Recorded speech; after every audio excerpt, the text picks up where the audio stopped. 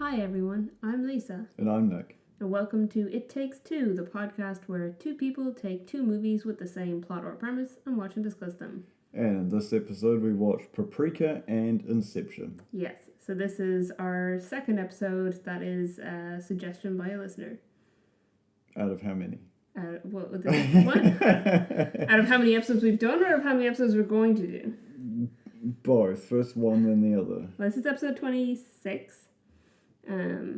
And it's two out of 26 so far have been listener suggestions. Fair. I don't know how many episodes we're going to do total.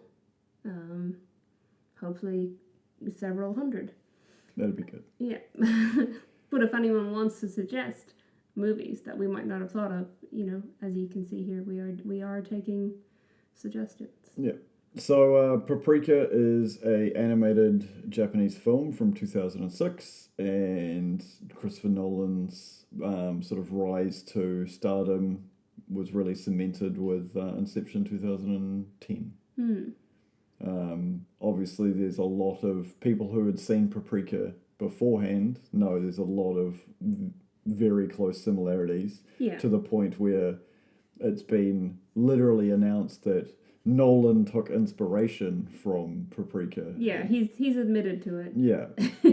But, it's not a remake by any manner of means. Yeah, and it's not... There's certain themes and sequences that are in both, but it's not a direct rip-off. Yeah, I think he definitely paid homage to it. Yeah. I don't think he got the whole idea from Paprika, because he allegedly based the concept for Inception on a play that already existed. So I think he had the idea, but then he saw maybe how it was, or maybe Paprika was something he watched for inspiration for it. Yeah.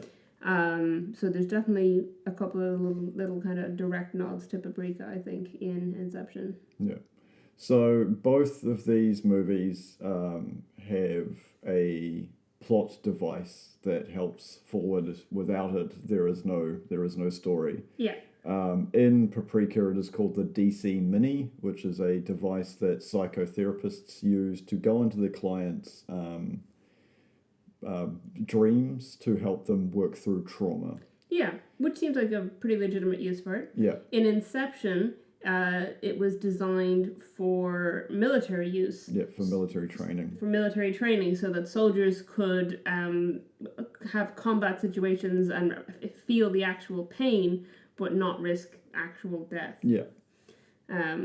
Which is interesting, because that's not at all how we see it being used in the movie. Yeah. Inception's one of those movies that you either watched it in the theaters and was like, this is fantastic, I can't wait to watch it again, or there's the other smaller percentage that went, too complicated, stupid movie. I very distinctly remember seeing it in cinema because I was already a Nolan fan. I liked Memento and I liked the Dark Knight.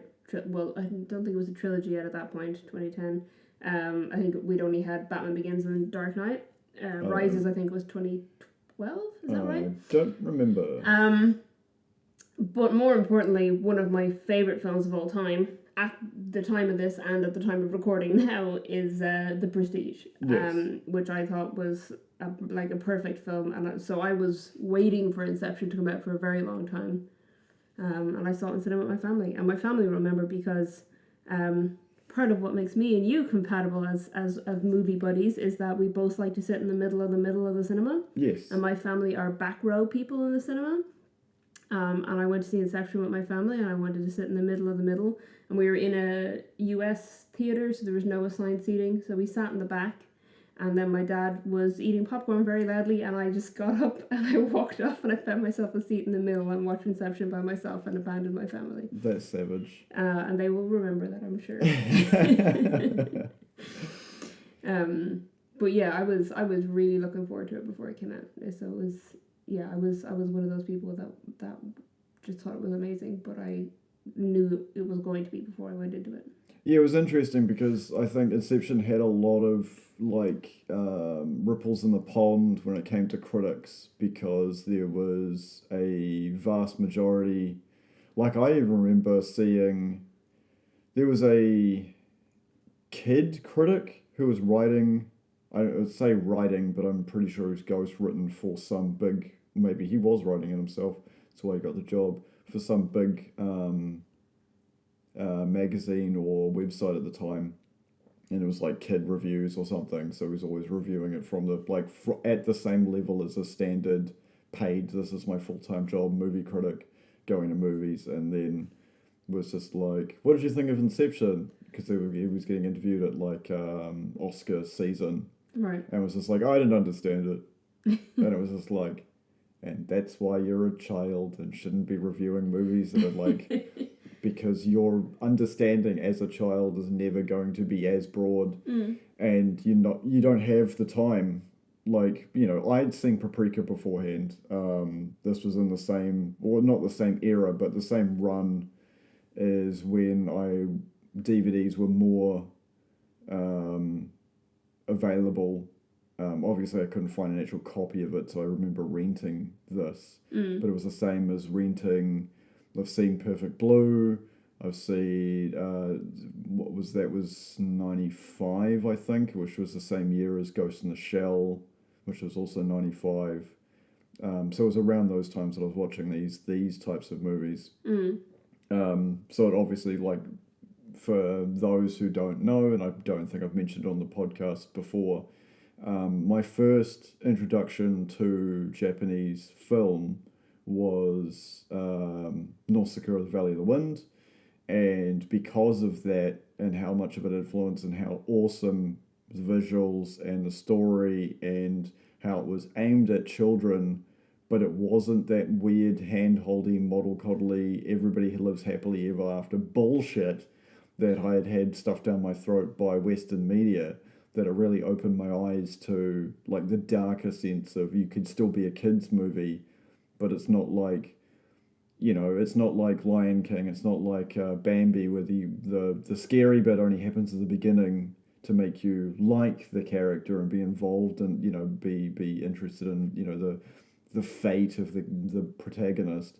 And I think that was a big turning point for me, watching Nausicaa of the Valley of the Wind. That sort of really opened my eyes to, there's a whole entire world out there that's not just like, you know, farm animals singing in a circle, kumbaya, you know, to a happy ever after, walk off into the sunset. What movie does that happen in? All of them. It's all blended together. I don't remember seeing any movies where farm animals are all happy. Like, even Charlotte's Web is like a dark story, but it has like a happy ending, and it's like, that's dumb. Like, it's not teaching children the harsh realities of the world, where I think Japanese theatre, Japanese film, because of how much they were influenced by World War II and everything that came out after that, you know, we wouldn't have kaiju movies without, you know, some events that happened where you tend to start being afraid of something basically god-like apocalyptic when it comes to Hiroshima and Nagasaki. Yeah. And, you know, that spawned the kaiju thing, which is now, because of Guillermo del Toro, like, everywhere in Western audiences. But I think King Kong was about the same. King Kong was the Western version of... To the point where, you know, we've recently had a movie where they fight each other. Yeah, but there's definitely, it's not just Guillermo del Toro, there's definitely been kaiju seeping its way into... Sorry, what I meant is now mainstream. Right, okay. Yeah. Fair enough. You wouldn't have had, like... Well, was it 2007? No, 97? The Matthew Broderick Godzilla movie? Oh, yeah. Well, definitely 90s. Yeah. I don't remember the exact year. Yeah. Anyway, the moral of the story is all children should be forced to watch Grave of the Fireflies at a young age. Is that right? No. I don't even like watching that movie now. But you want children to be introduced to the harsh realities of life through animated film. And so yeah, but maybe not that one. You sit them down and you say, we're going to have a marathon, we're going to watch Grave of the Fireflies, we're going to watch Watership Down, you know, get it into their system. We'll watch Watership Down and Te Reo Māori, because it's even more terrifying. Yeah. So back to the movies, I guess. You can really tell what we did, which was watch them back to back, Paprika first and then Inception, that you can see there is so much of Inception that is, I wouldn't say cherry picked, but there are like massive homages that if you didn't know that it was an homage, you'd be like, this motherfucker's stealing. Yeah. So I think it's very much because I don't think anything is stolen from it. No. But I think definitely there's parts of the cinematography or parts of set decorations of that is very much it's purposefully similar to Paprika. Yeah. I think it's the elevators being a strong point in both the movies. I haven't seen Inception in a long time. I've never seen Paprika before. I've seen Inception so many times I didn't even need to take notes. Yeah, I know. I mean, I barely took notes on Inception, but I hadn't seen it in so long that I'd forgotten, or I think maybe I just had never really connected with how important elevators are in it. Yeah. Like not just for the kick at one point, but also, Ariadne uses elevators to go through Cobb's memories. Yeah. Which is exactly what Paprika does with I've forgotten the name. Konakawa, is that his name? Yeah. The cop? The detective. So it's very interesting that they both use that same system, and maybe that, I don't know if that's an homage or not, but I'd say possibly. Yeah. Something that was inspired by it, at least, to go, that's a clever way of doing that, I think the hallway sequence for the detective's memories and dreams. So it says he's dreaming his own memory. Yeah. And Paprika, who's a sort of like, she's sort of mod, but not quite. It's this weird, like, because she's an alter ego of Chiba, I think. Chiba, yeah. Who's one of the lead developers for the DC Mini. She's kind of the handler of the guy who invented it. She's like the sort of like, she's in the dream sequences. Mm-hmm. And it's interesting because obviously with Cobb, it's like this give and take where he's basically playing cat and mouse within the dreams. Yeah, so you're saying that she's like Moll. Yeah, Moll. I thought that Ariadne was more like her. Because Ariadne is the one who has the awareness of, this is a dream, these are your memories, these are the dream parts, and is leading Cobb through it. Because she's the only one that he lets actually into his mind and to understand what's going on with him, because he's been keeping it from everyone. And she's the one that kind of breaks it down, and in the end she's, the one that brings him around to reality, sort of. Yeah, I can see where you're coming from. I look at it as the sort of like the opposite way round, because with Cobb and Moll, it's this weird sort of, cat and mouse, like I said. But at the same time, Paprika is sort of like this weird, well, not weird, but she's like a dream version of her. Yeah. To the point where, like, that scary sequence, which we'll get into later, she's like a protective layer. Yeah. And I think it's the sort of the opposite, but the same sort of premise of like a personality grafted on top of somebody else. Mm. Because for people who have seen Inception, we know you'll know the circumstances of the relationship between Moll and Cobb, and why Cobb can't go back to see his kids. And in Paprika, it's sort of the opposite. She's has influence over the real world. Mm-hmm. But is like a guiding hand versus Moll, who's a guided knife kind of some of the times. Yeah, very, very much so. I guess we haven't said it yet, so I'll say it now.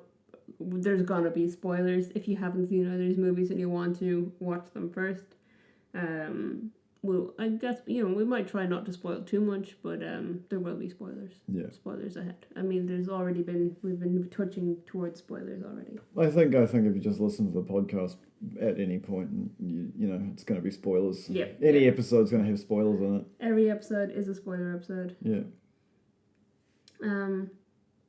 So we haven't really said what the actual I mean, we kind of did, but not really. But we normally start off these by being like, here's the premise that they both share. Yeah, true. Which we haven't quite done, but the premise essentially that links the two is that someone in Inception it's our protagonists, but irrelevant. Someone is using technology that is used to get into other people's dreams or share dreams.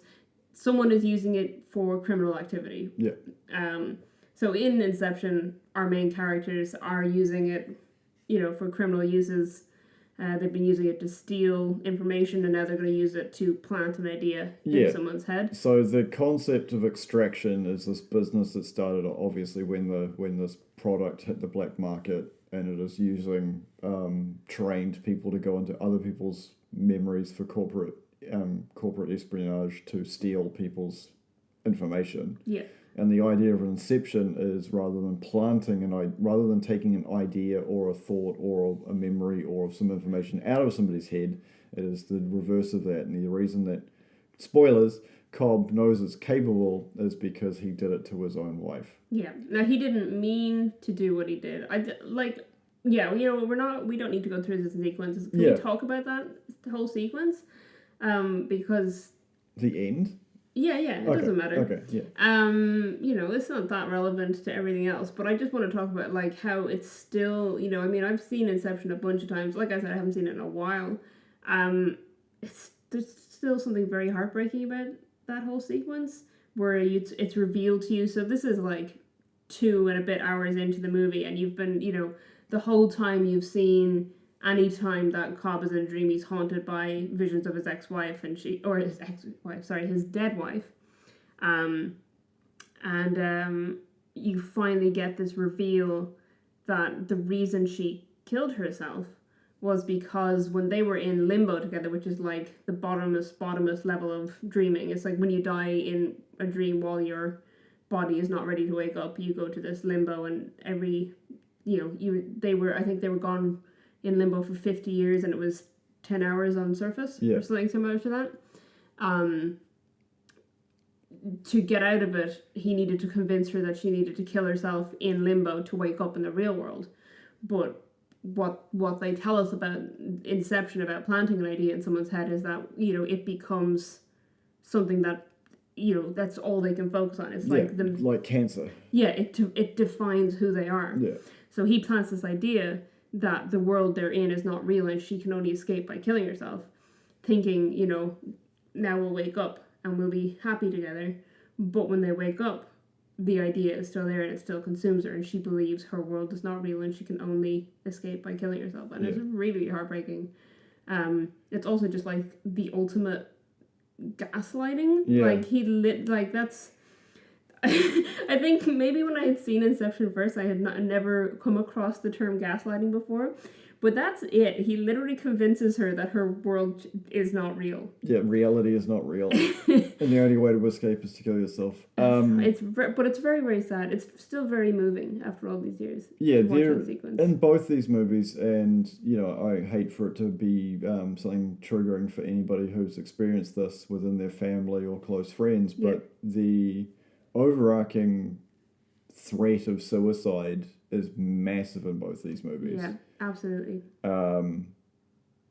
It's an interesting way for storytelling, obviously because it is so real and it does hit people right on raw nerves because it is such a horrible and devastating act somebody can commit. If you do have problems out there, folks, and you're listening, get help. There's many, many places that can help you. Just Google it. I'm not going to name 30,000 places that can assist, but if you're having issues, and do reach out to somebody, even anonymously, just to talk to them, because it's not the solution that you're seeking. It's not the solution that seems like a fix-all. Because what people forget is no matter how in pain you are, the pain then travels to other people and it gets larger by magnitudes that you don't understand. Yeah, and even people that you might not think of. Yeah. So, I mean, you know, someone might think that they're not loved, which is rarely true anyway.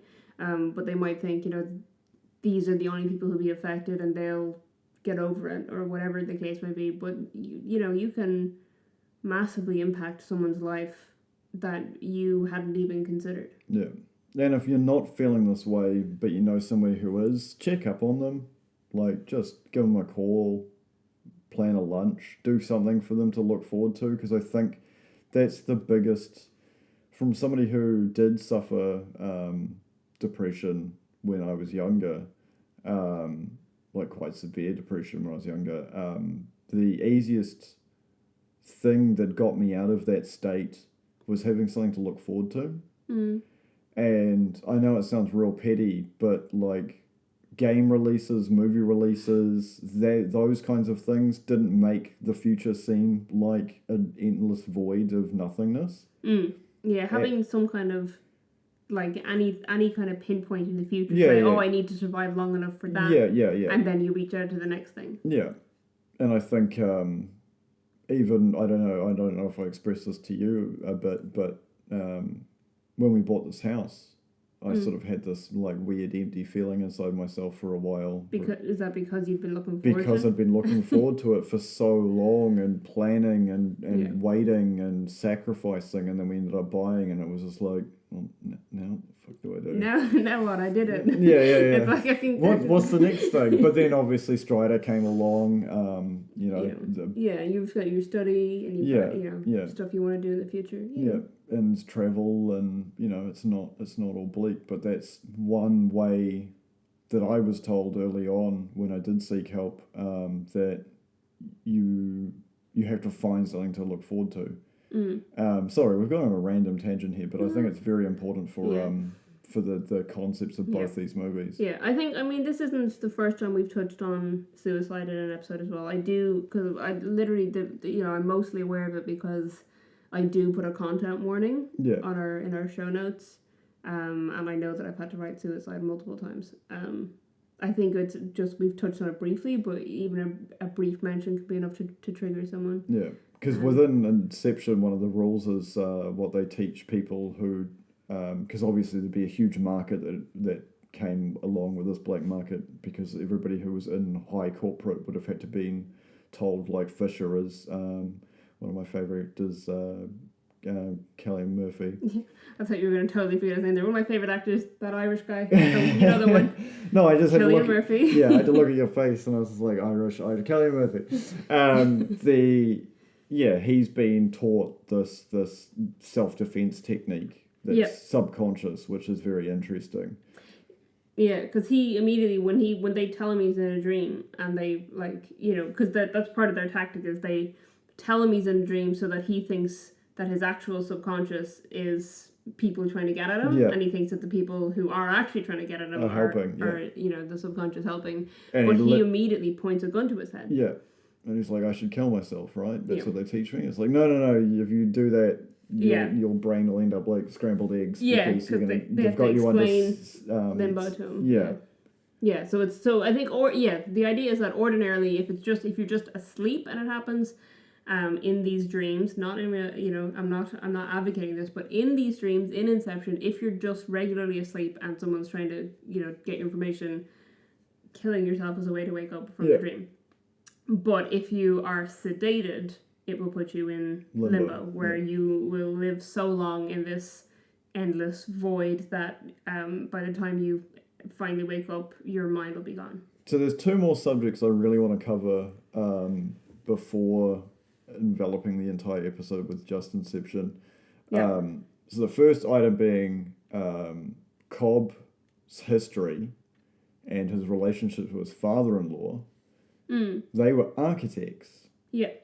And that is so important to the story that people forget it, that they were actually architects, and that's why they had this, why Cobb was put in there in the first place, because when you go into somebody else's dream, you have to build something to contain them in, and then as he explains, you have to put a safe or a vault so they can put their secret information in there, and then you just have to break into the vault. Yeah. But it wasn't until Because like the first time you watch through Inception, you're like, oh yeah, he's a He's guy. a dream architect. Yeah. But like, 'cause that's why he gets Elliot Page's character, because that she's like the biggest, brightest student Yes. for Michael Caine, and that's why she's so good at it. And basically, in my opinion, not that you get a really good example, but you do sort of near the end of the movie, is she is better than Cobb at being an architect that can understand, because he's just like, because the first thing she does is go, well, what if I screw with physics, and starts bending the city, and he's like, hey, like, calm down there. Never seen shit like this before. But the other item that I want to talk about before we move on from just spending all our time with Inception is the totems. Now, sorry for everybody who has this theory that Cobb is actually asleep and in a dream when he goes back to his family at the end of the movie. Well, it turned out factually he's not. Did you want to know what the actual reason is that he's not? Yes. No, I already know. Okay, what were you going to say? Cobb's totem isn't the spinning top. No, that's true. That's not it. Yeah. Michael Caine's character never appears in a dream. True. Oh, that's because he's never been in the dream sequence. Yeah, because he's never been involved. So, apparently Michael Caine asked Christopher Nolan, he said he was confused by the script, he asked Christopher Nolan, how do I know if it's a dream or not? And he said, if you're in the scene, it's not a dream. Right. And he's in that ending scene. So the... Sorry, everyone, I just spoiled all your theories. Michael Caine has come out and said, if he's in the scene, it's not a dream. Well, without Googling it, figuring out your own answer, mine's a bit more elegant. Cobb's totem is his wedding ring. Yeah.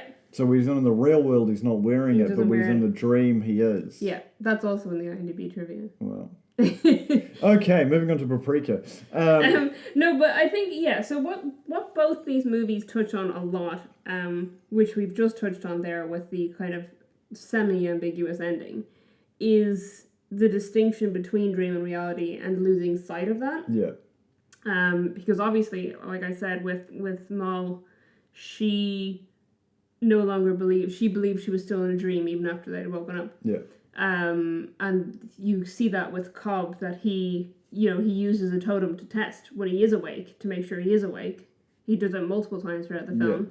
Yeah. And even you have the version of Moll that is his subconscious saying to him, you don't know that's, this could be reality, that could be the dream. You don't know, and I know that you doubt it. Yeah.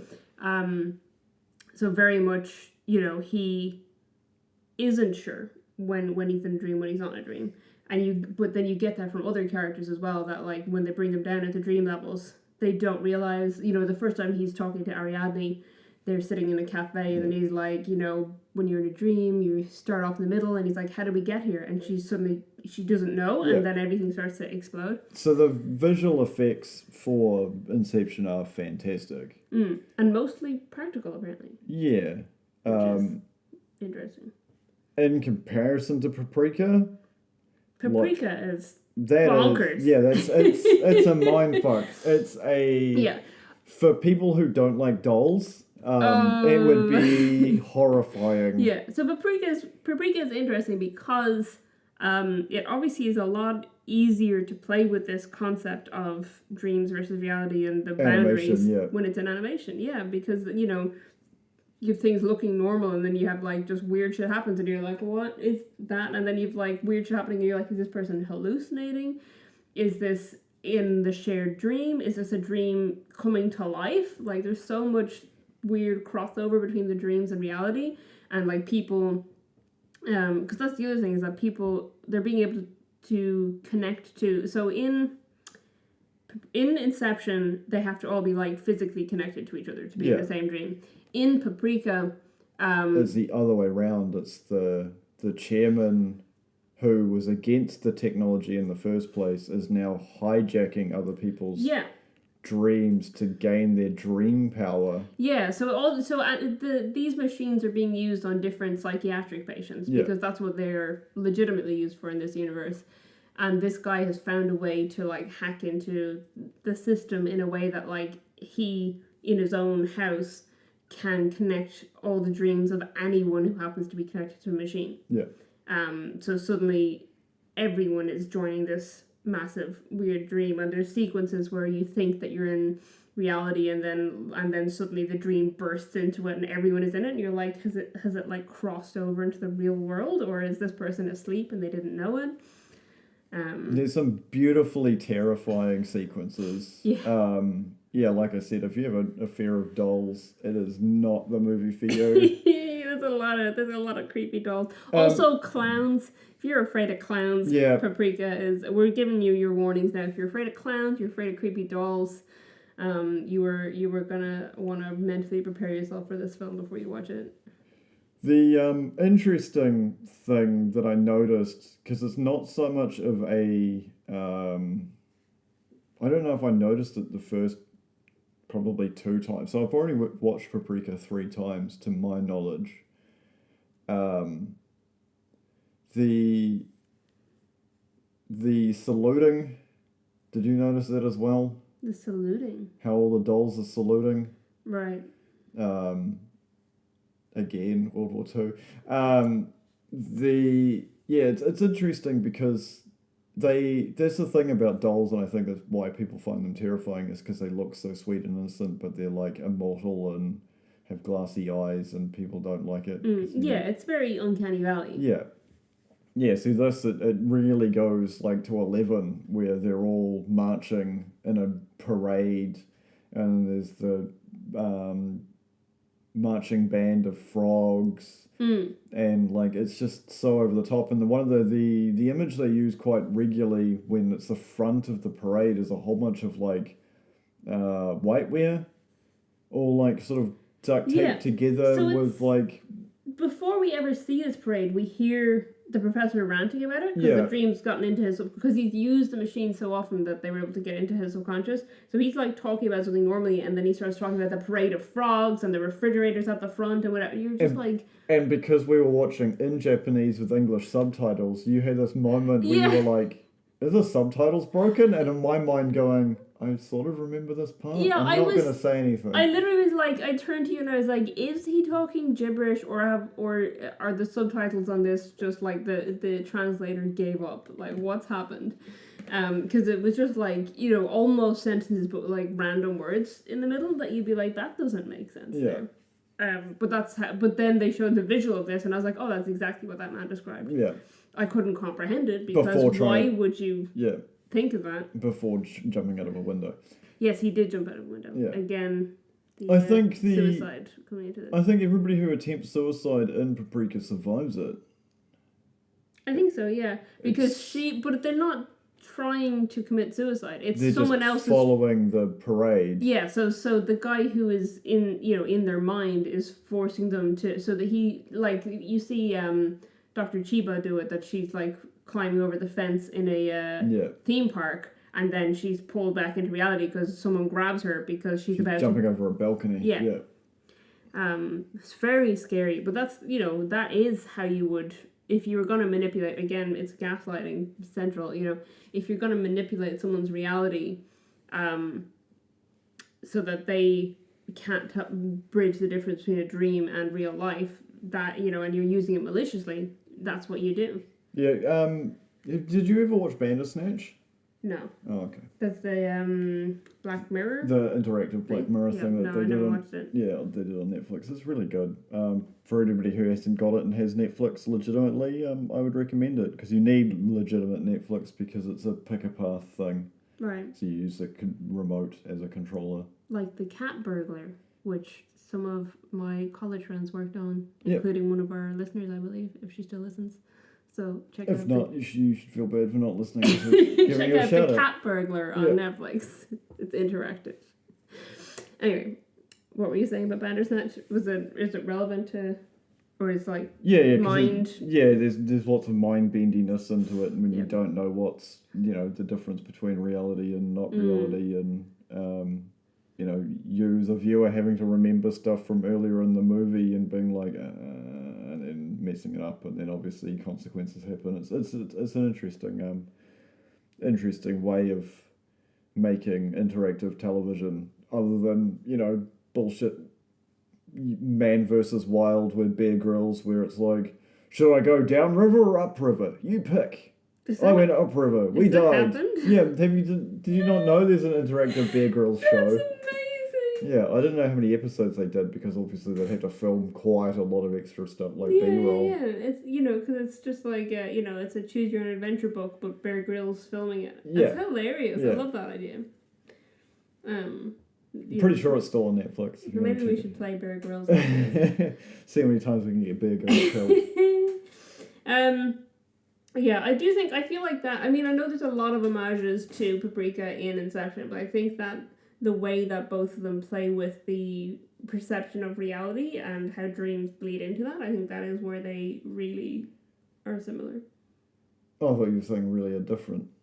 No, I think that is where they're, that's something that they both really focus on. Yeah, Sorry, because the chair is squeaky and I don't know how much the mic is picking up, so I apologize. What I meant was they're so different is because the dreams they have in Inception are so real that you need a totem to know that you're not in a dream. Right. Versus there's no mistake you're not in a dream. It's just the dream is so powerful and overwhelming you get carried away with it. Yeah, in yeah. Paprika. So the people who don't know what's happening are getting just like sucked into these dreams. Yeah. And then there's like, Tokita, is that his name? The guy who came up with the DC Mini tries to go in and stop it, and he ends up being sucked into it. Paprika's very good at not being sucked into it, and the detective, for some reason, is very good at not being sucked into it. Yeah, it's interesting because he talks about in the beginning of the movie not liking films because Paprika's trying to take him on these weird film dates to make him watch movies together to help him with his underlying trauma, and he's like, I don't like movies, and then it turns out he was like a budding film maker, but then his best friend died of cancer. Yeah. And he gave up on the project, and now he's like, and the with Cobb going back to seeing his family, because that's the thing, you see all these other characters in Inception, and none of them get payoffs at the end of it. Yeah. They will just secretly say hello to each other or say goodbye to each other, or well done, because they can't obviously because they're next to the guy they just fucked with. They can't celebrate, and they just sort of give each other nods in the end of the when they're in the airport. But Cobb's the only one that gets an ending, really, a closed ending. Where in Paprika you sort of see the consequences of the chairman's actions and everyone who tried to stop him, and then the detective finally getting his closure, yeah. Because having a friend that you're working on a project, a labor of love with, then die, but then handing it over to him because it's no, and then him turning around, even in your dream and being like, well, you don't need to make movies, you literally now live, you are the cop story now that we were making. Yeah. Sorry, I'm done with that. Oh, okay. Yeah. You're just staring at me continue. You've more to say.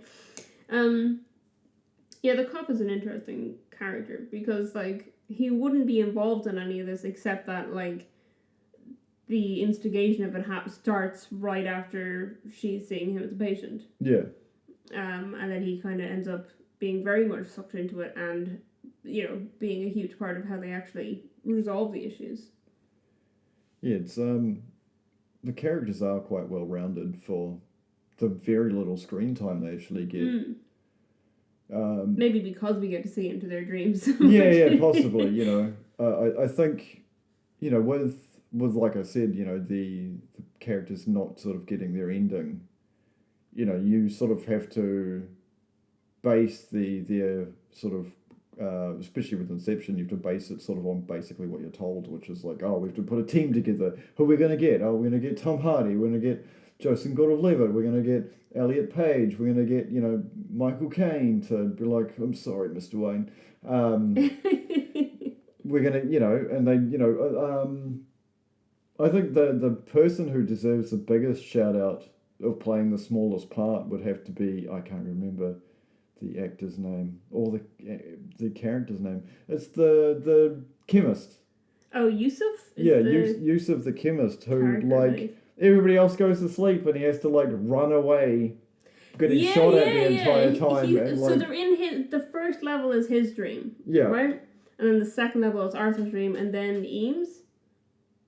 It's the third level is confusing me because I thought, because they kind of play it that they're going into Fisher's subconscious, but Eames is the one that they put the headphones on to give him the training music. Yeah. So it's either Fisher or Eames, either or. No, because they lie and tell Fisher that they're going into Robert's dream. Who's Rob? No, Robert is Fisher. But he's Robert Fisher. No, sorry, not Robert. His uncle. His uncle, I can't remember his name, but yeah. They lie to him saying they're going into his dream, but in reality they go into. Do you think they go into Fisher's dream? Isn't that because that's what they say to Ariadne is we're going to go into. That's the third level. Yeah. So the third level is Fisher's dream, but Eames is the one that they put the headphones on. Because obviously Fisher's not going to know what that means. Yeah, he's the trigger man. Yeah. And then the next level down is Limbo. Yeah. But yeah, so Yusuf is they're in his dream at the beginning, and I love that they get there and it's pissing rain, and it's because he needs to go to the bathroom. Before they. Yeah. It's so funny.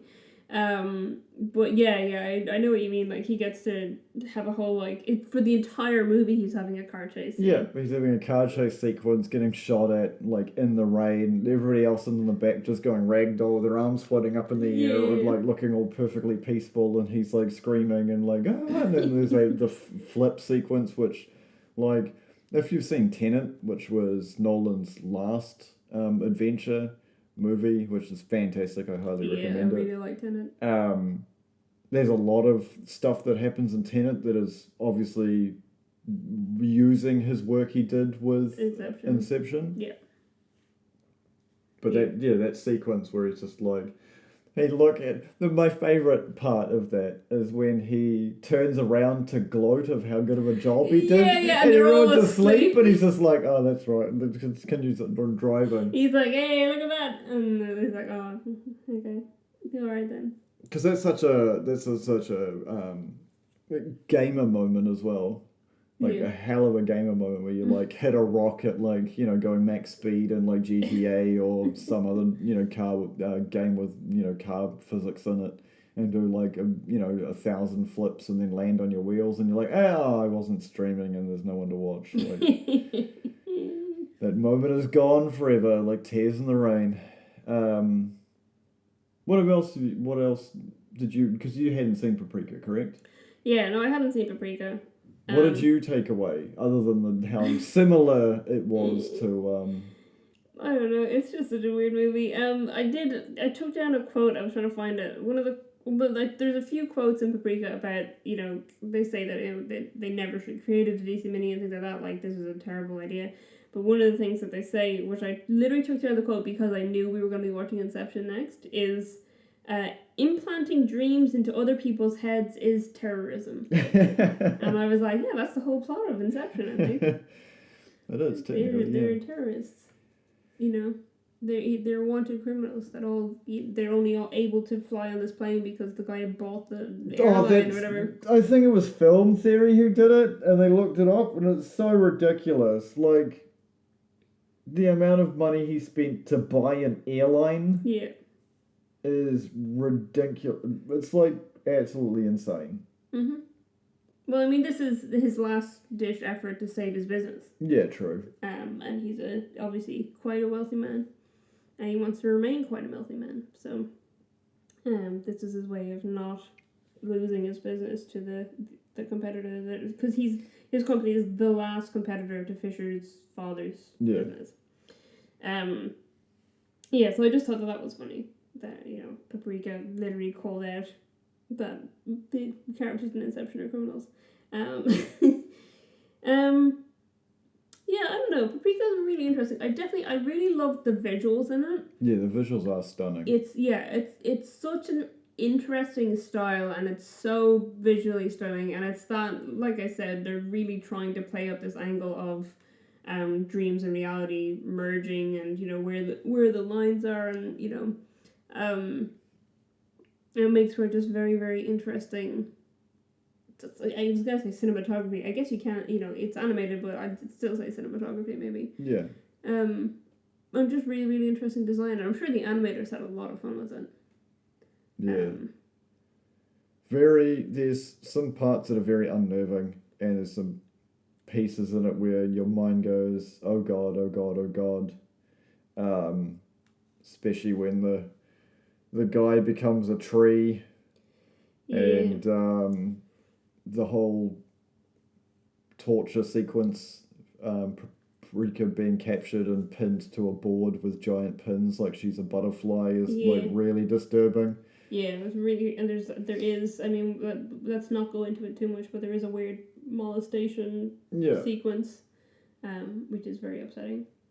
They do have a bit where, Paprika's going into the shared dream, Dr. Chiba's going into the shared dream to become Paprika and try and sort things out or figure out what's going on, and she gets the professor to watch, because they're able to watch the dreams when they're not in the dreams, they're able to record them on a screen.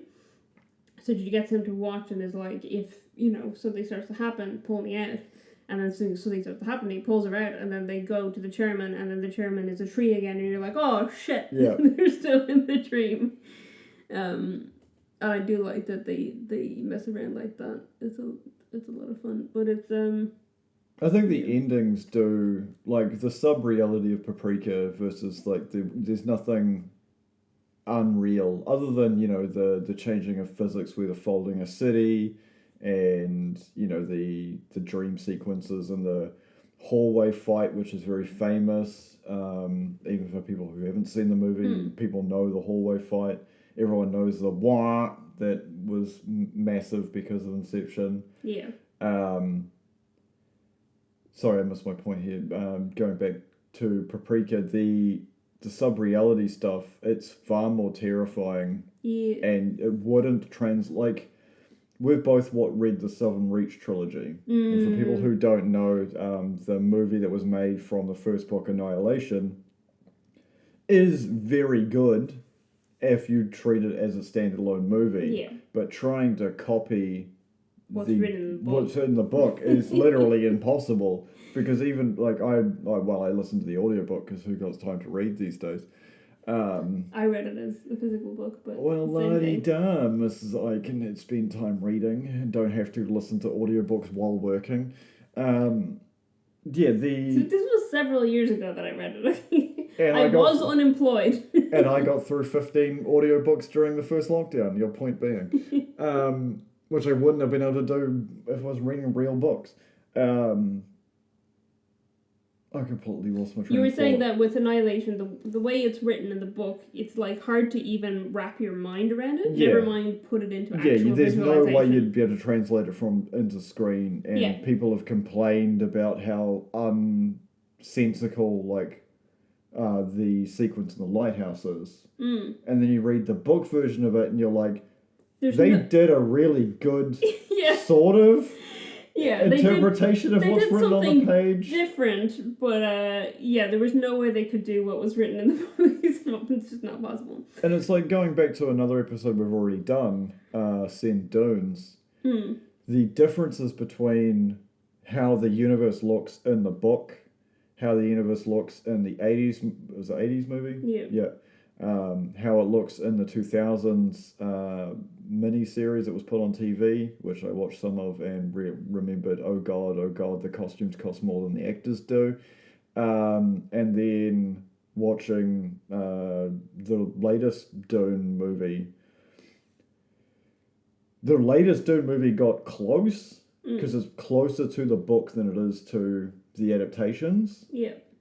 But there's no friggin' way you can put what's in those books on screen without it looking comical. And I think that was the issue.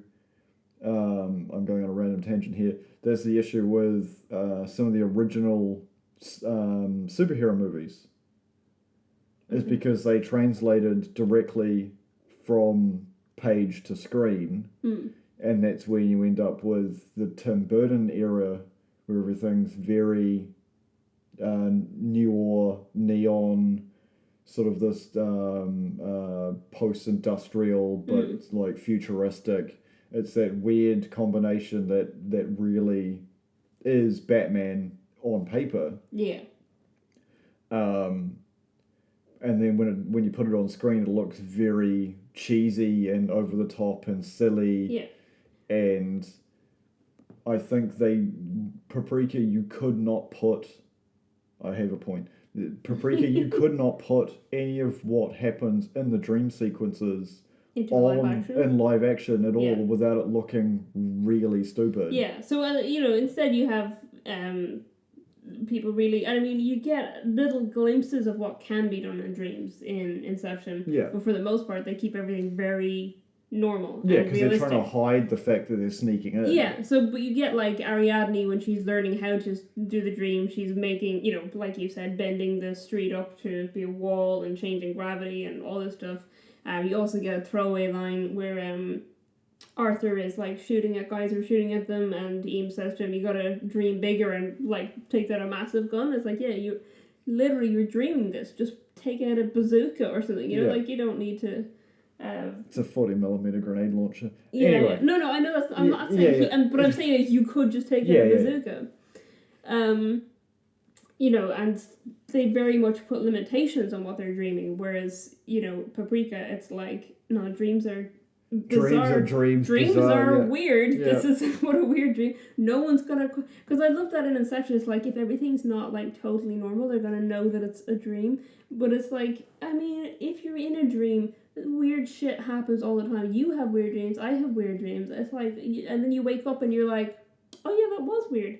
When you're in it, it's totally normal for like dancing frogs to be going down the street, But I do think on the comic book thing, I think again animation is the way to go because Into the Spider-Verse does it fantastically. Oh yeah, it does so well. It's amazing. Like for people who haven't seen it, like Doctor Strange, Multiverse of Madness has some beautiful visuals, just like the other Doctor Strange movie has. Yeah. But in comparison to Into the Spider-Verse, it's like meh.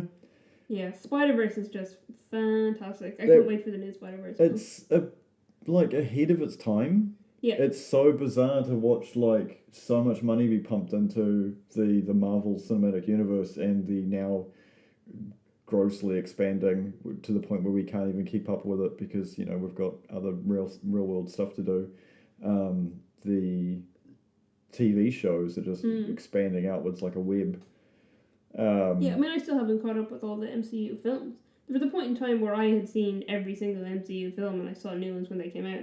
Yeah. There's a bunch of them I haven't seen this one. Yeah. I haven't seen Black Widow, I haven't seen Shang-Chi, I haven't seen The Eternals, never mind the series. Yeah, we haven't watched Moon Knight, we haven't watched Hawkeye, yeah. So there's MCU is massively expanding. But if you're only gonna watch, and I say this very confidently because I have had this interaction with someone and got them to sit down.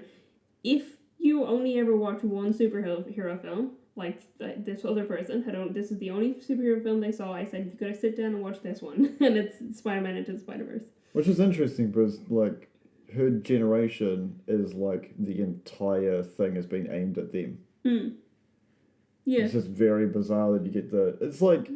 Well, not everyone's into superheroes. True. But Spider-Verse is fantastic. Yeah. If you're only going to watch one, Spider-Verse. 100% recommend it.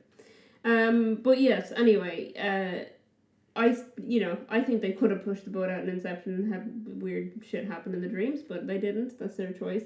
But I love just the extent of which, how bizarre the dream is in Paprika.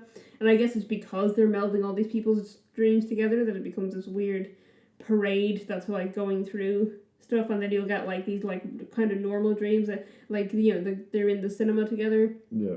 Paprika and Konakawa are sitting in the cinema at the end of his dream, and suddenly the parade comes through the cinema and through the screen and out.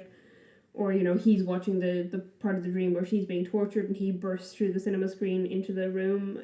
It's interesting. The playing up of how physics works, because dream physics isn't the same as real world physics. Yeah. No, it's beautifully done. Yeah. without ranting on about other things, the ending of Paprika reminds me quite a lot of Akira. Mm. Did I make you watch that? Yeah, you maybe watched the English dub of it, and I'm still sad about it because we should have watched it in Japanese. True. The ending, obviously, like the DC mini and the chairman become so powerful that dream his dream, which is a dream that everyone's following in this parade, ends up bursting through into reality. And then you see the devastation it leaves on the city, even though all these like giant crazy things disappear. It's still like, that's the damage is still there. And I think that's quite a horrifying realization that, even though they won, they still, it's like the end of every other superhero movie when we did it, Patrick, we saved the city, It's what is it, Age of Ultron, where they save they're like, yay, we saved everyone, but they've literally just decimated a city. They decimated a country, yeah, and they've just killed like countless immense people. Leaving that kind of real world consequence that at the end it's, not everything is okay and fantastic, unlike in Inception where they were just like, oh sweet, we're off the plane now, everything's hunky dory, I put my passport through and suddenly I'm not a criminal anymore instantly from one phone call. Yeah. I'm no longer a wanted criminal. Cool, I'm at home, here are my kids. Everything's, everyone gets a happy ending. You don't like happy endings, and yet Inception gives you happy endings. Yeah. It's a happy ending movie. Yeah, I guess. They also destroy a guy's relationship with his father and probably an entire company, which will probably cause, the unemployment of possibly millions of people if they're genuinely... Well, they don't destroy... His father is dead, and they make him retroactively think he had a good relationship that he didn't have with his father. They destroy his relationship with his uncle. Yeah. And the company. And the business. And the company, yeah. But his life might be better, because he didn't want to run the company anyway, and now he gets to go do his own thing. True. And it's not destroying the company, they want to split it up. True. Is that the idea? So, but it could cause the next Wall Street crash, who knows? Yeah. Move on to trivia, and so I think budget is pretty much, we won't even go into that. You sure you don't want to go into budget, box office? Yeah, I've already looked up how much Paprika cost and made, and I don't think anything similar to Nolan's juggernauts of money printing. If the numbers I've got are correct, Paprika was a flop, which is sad. Yeah. It cost 300 million yen to make, which is about $2.6 million US. And made 946,000, not million. Is what came up when I looked. Did you have something different? Maybe not. Whereas Inception, the budget was 160 million and it made 836 million. Yeah. Printing money. Just printing money. There's like very little trivia for Paprika, so I didn't take like the stuff that was on IMDb was nothing, so I tried to like Google other stuff, and all I basically got was that it was based on a novel. But what interested me was that the novel was released in 1993. So someone in 1993 wrote Paprika, the novel, though the film wasn't made till 2006. Yasutaka Tsutsui, I hope that I haven't butchered that name. I just tried, but whatever. I don't know. In terms of Inception trivia, I feel like everyone knows about Inception. Everyone knows all the trivia. There's things like, there's 399 questions asked in the movie, which I thought was fun that someone counted. And the narrative jumps between the dream layers a total of 223 times, which is a lot of times. I also like that they put Ariadne's hair in a tight bun in the in Arthur's dream, specifically because they didn't want to try and figure out what would happen to her hair in Zero Gravity, because he used to like move them all around and tie them together. So if she had that long hair flowing, they would have to try and animate that. Yeah. So they were like, just put it in a bun for this sequence. I just think that's hilarious. I looked it up. I looked it up. Paprika's that amount they made is only overseas money. Oh, is it? How much does it make in? It doesn't say. No. Okay.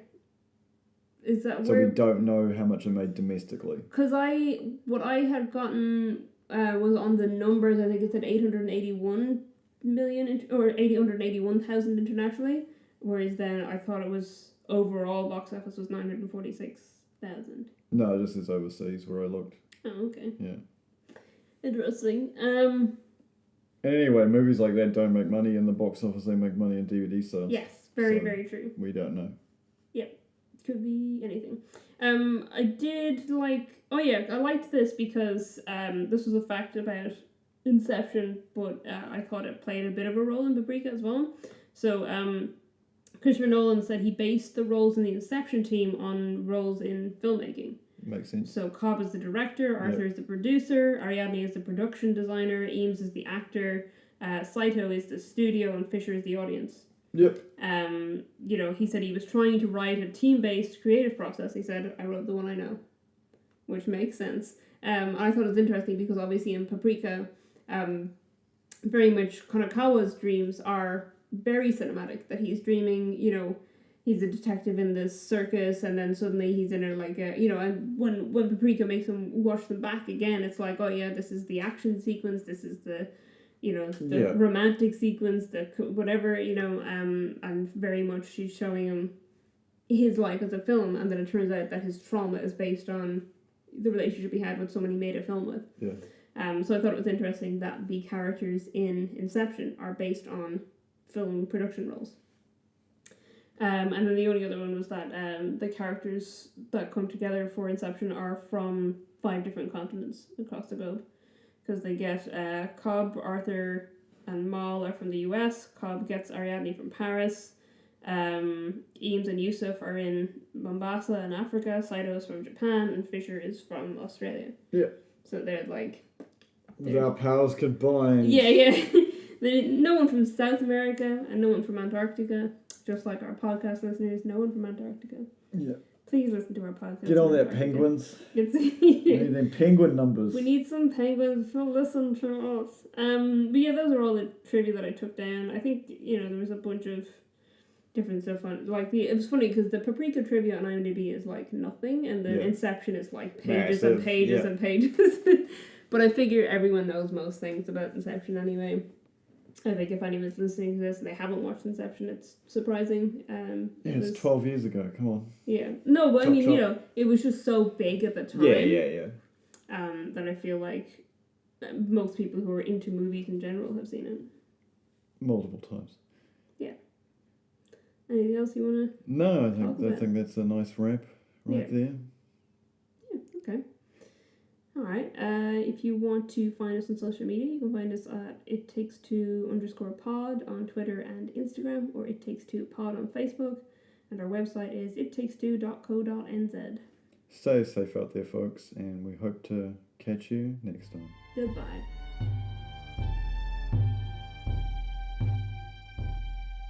What's up, list nerds? Force 5 is a show about movie-related top 5 lists, hosted by me, Blacklist screenwriter and ex-video store cinephile Jason Kleberg. I have a new guest on each week, and the guest gets to pick the topic. Past guests have included film directors, screenwriters, actors, critics, comedians, rappers, artists, and other podcasters. Love or hate our picks, you're guaranteed to walk away thinking, what would be on my list? Search Force 5 wherever you get your pods, or head to force5podcast.com.